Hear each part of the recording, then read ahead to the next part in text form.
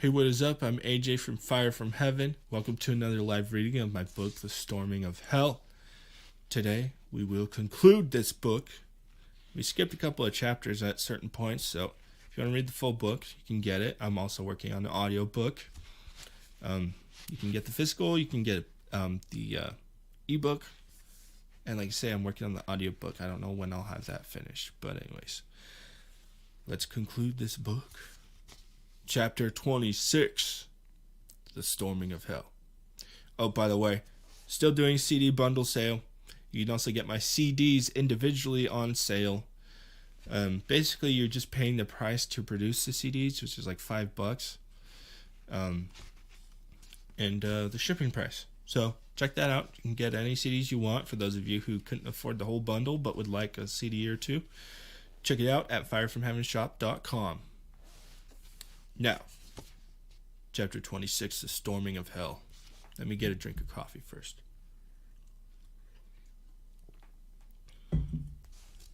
With the rising of the sun, the charge was sounded, and the armies of the free Fireborn marched upon Hell. They chanted with loud shouts, and the war drums sounded from every side of the army. Oh, I wish you could hear it as I did. What glorious times were these! The great God above, with a voice like thunder, hummed along to our rhythm. Never have I heard such a song of fire. The two brothers marched forward from the army. Fatebreaker hung back with his battalion.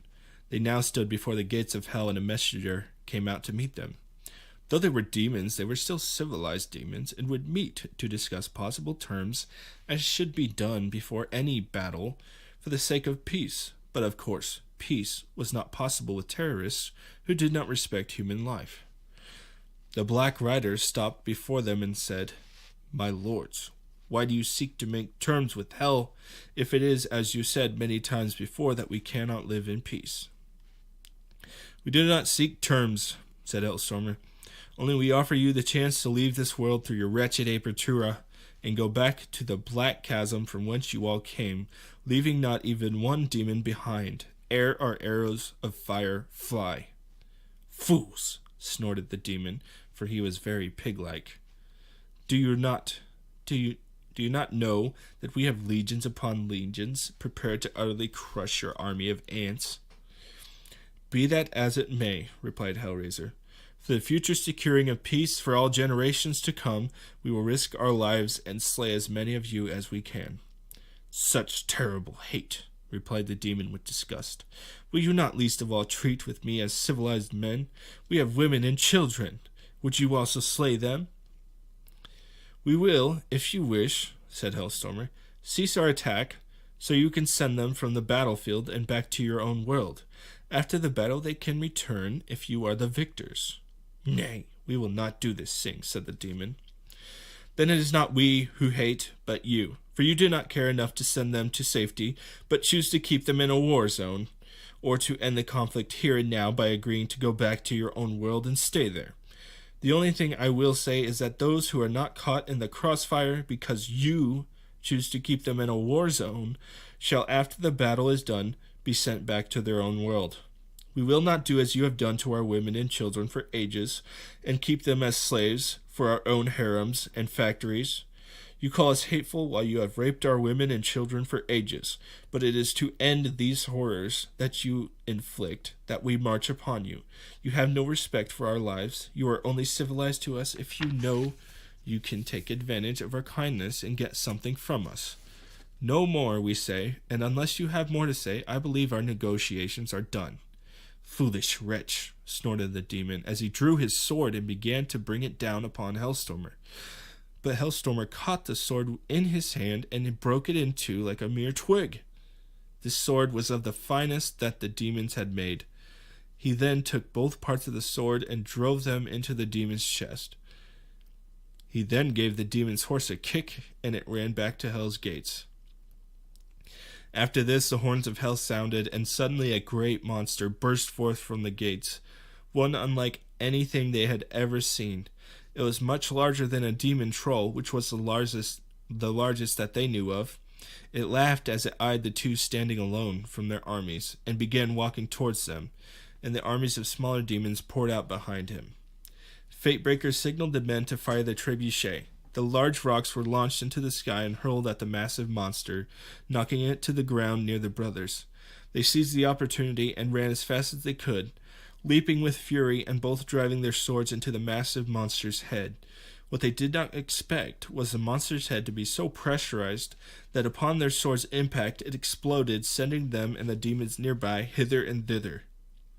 Now Fatebreaker sounded his horn and led the charge, and all the armies rallied behind him. "For freedom and liberty," he shouted.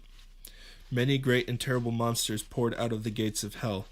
The onslaught was great, and many unexpected enemies attacked. Many were brought down by the great rocks that were hurled by the men manning the trebuchet. Soon there was a loud boom. Hellstormer looked and saw one of them was struck by a large rock. He shouted to Hellraiser nearby, who was pulling his sword out of the belly of a troll. "The enemy must have their own devices for launching rocks, somewhere on the mountains out of sight. If they destroy all of ours, we will have no way to signal Chief Firewielder." "I know what we can do," replied Hellraiser. "The chief left a few of their floating devices with us, if we should need them. They are simple to use. I will take my elite team, and we will take care of them." "All right. We'll continue to press the offensive and push them back to the gates with all our strength," said Hellstormer. Hellraiser gathered his elites, and they all ran back to the camp with haste. They took the devices and loaded them onto their backs, and Hellraiser instructed them how to use it. "Simply hold one of your hands up with fire and keep it going. Increase the heat to ascend and decrease it to descend. We will ascend very high and come down right upon them, for they will shoot us with their arrows if we are not high enough. We will separate and each take one. If they prove to be too strong for you, call to your brothers, and whoever is nearby will help you. Now ascend, brothers." Coffee break.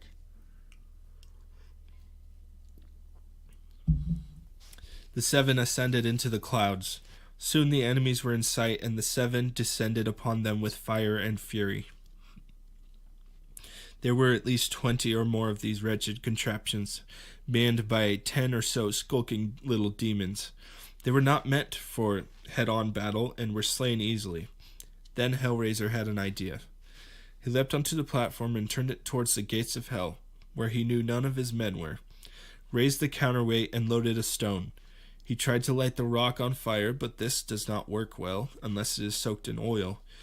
He then realized a demon's blood was flammable, and held one of the dead demons over it and cut it open, spilling blood all over it.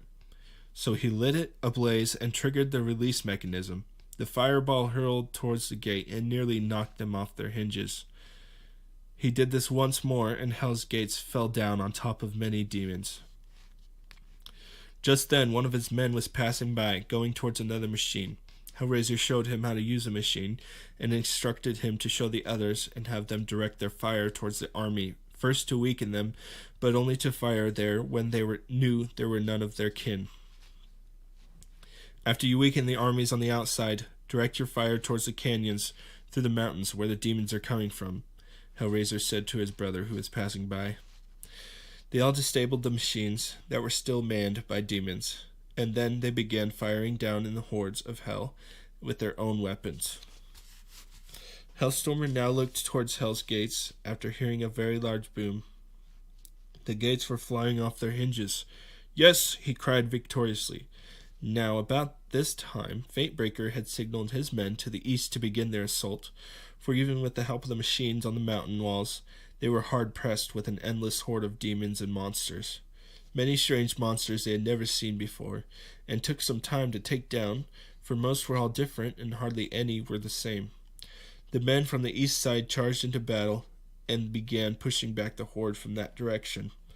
Now a heavily armored demon entered into Hellstormer's view, not a large demon, but one of about his own stature. "Ah, there you are," he said, while pointing his sword at him.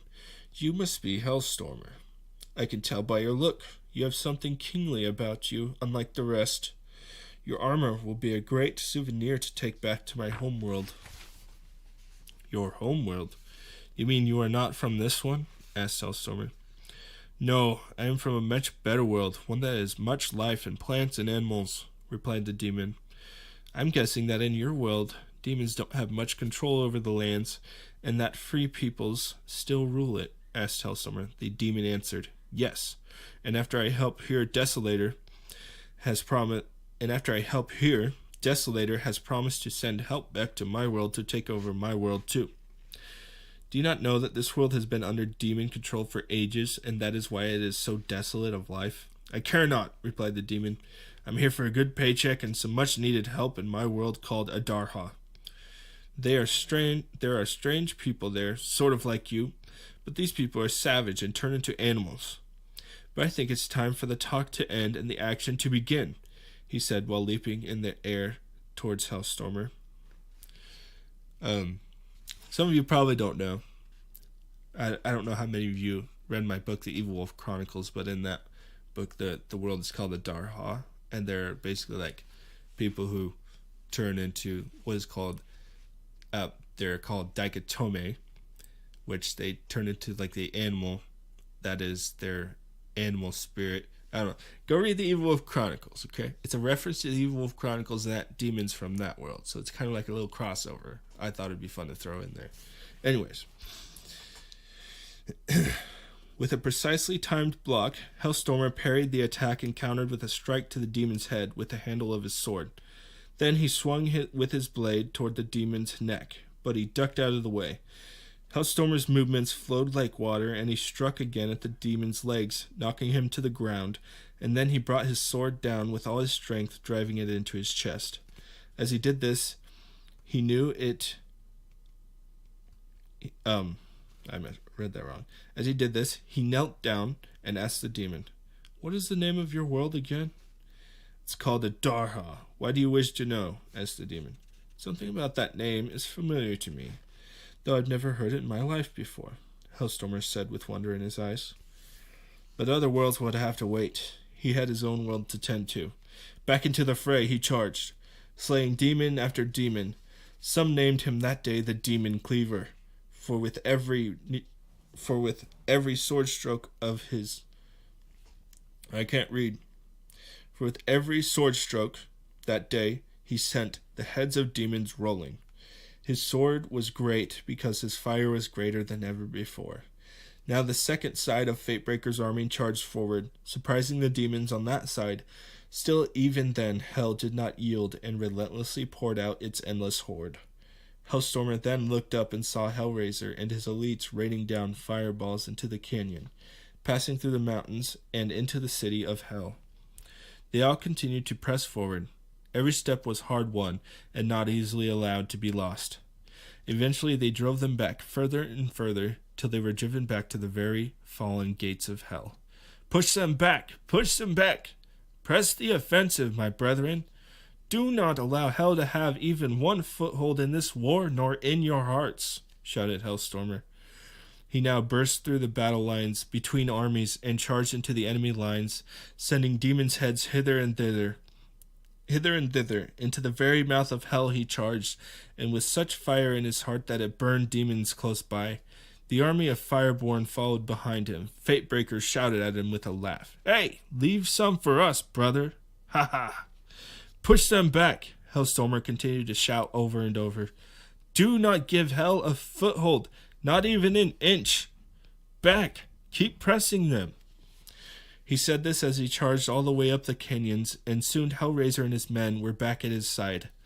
Now everyone, you know the plan, and you all have your assigned positions to seize. If any surrender, make sure they are bound and captured. They will be sent back to their own world. Now we will seize the Citadel. Chapter 27, The Satanic Citadel. Now, as you can imagine, the devil was in quite a fit of rage at this time, with many of his armies defeated and intruders now seizing his beautiful city. He was a sore loser indeed. He never lost before, so now you know that the worst losers are those who only know how to win and don't know how to deal with losing. "Blast these wretched Fireborn!" shouted the Devil Desolator, as he witnessed fireballs being hurled into his city by his own war machines. "I brought forth monsters from all corners of the universe, and all of them failed. What is this now?" he asked after many moments of contemplation. He looked and saw strange things in the sky coming from all around, and soon realized there were more of the Fireborn. Now they can fly? He asked with sarcasm. This was very well played, Hellstormer. Very well played indeed. You've deceived the devil himself 3 times now. Actually 4 now, said a voice from behind him. 'Cause you weren't expecting this either. Ha ha ha! The devil laughed while turning around to see Hellstormer behind him, and adorned in heaven fire. You have turned my endless horde into a mere jest, and even my foresight and black magic. Because your ways are merely corruptions of the true. You cannot create truth, only twist it. You cannot create worlds, you cannot even keep them, but instead they corrupt from the inside out, like how your cold heart of stone will turn you to stone in the end. Well, shall we see how well your swordsman skills are against my lesser corruption? Then Hellstormer knelt down to pray, and he said this. My God, let the fire undying be my guide. I am up against an enemy I know not, but you are my strength and my shield, and under your wings I seek refuge in this world. Amen. Well, wasn't that a nice little prayer? Mocked the devil. That won't help you now. You see, he's not much into working miracles or wielding his servants as weapons, like what he did in ages past. You're wrong. I watched him do it all day, and now is no different. Then they clashed swords, and it was a duel unlike anything the world had ever seen. They jumped and dodged each other's swings, and as they fought, they found themselves at the top of the citadel. Neither one had gained an advantage yet. Neither was weakened enough. Tired through the battle, shaping up to be a very equally matched fight. I think I have a typo there. I need to fix that. Neither was weakened enough, through the battle, shaping up to be a very equally matched fight. That's what happens whenever you're self-publisher. I just read that like 5 times. Then began wielding their fires alongside their swords. Yes, the devil was a fire wielder, of strange fire, that was without light or heat and was cold as ice. Hellstormer's fire was the opposite, and it radiated with fury, which weakened the strange fire wielded by the devil, till finally, one misstep, and with several slashes, Hellstormer attacked Desolator and slew him where he stood. That's not the conclusion. There's another chapter, but I'm going to leave that up. And that concludes this series of live readings of The Storming of Hell. It's a lot of fun. I'm making a series of these. Excuse me. There's going to be like an origin story book called The Hellbringing. That'll happen before this to kind of show how the Devil Desolator got there and stuff. And then there's going to be like a continued battle of like retaking the whole world, not just a couple of cities. There's also an adventure one that I haven't really started working on, but of kind of where we started in the last episode of the live reading, where Hellstormer's in the Under-Earth, which is kind of like it's kind of like this book and this world's version of like Fairyland, basically, or the Perilous Realm, whatever you want to call it, just kind of like this very magical and weird land. So I like that kind of stuff, so I had to throw a bit of that twist in there. So, and I kind of skipped some of the parts, some of the chapters where he gets there and stuff like that. So if you want to read it, you can get the ebook for like $5, I think is what I have it for. You get the physical book for like 10.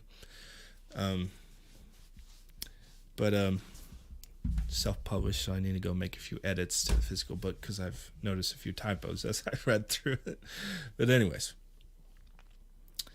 yeah, it's going to be a whole series, and I've had lots of other book ideas that I wanted to write, and I've kind of taken a break from writing this series, but I want to finish it, so when I finish the Hellstormer album series, which is probably going to be 1 or 2 albums, like, at least I'm going to have to split up the CDs, because you can only have so many tracks on a CD, but anyways,